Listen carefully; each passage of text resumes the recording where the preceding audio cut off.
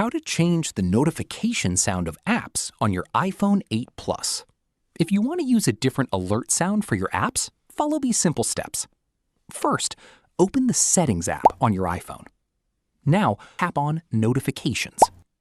Again, scroll down, and you will see a list of all installed apps on your iPhone.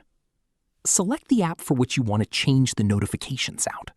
For example, if you choose the Messages app, make sure Allow Notifications is turned on. Now, tap on Sounds. Here you can see different alert tones available on your iPhone. Simply choose any sound you like, and it will be set as the notification sound for that app.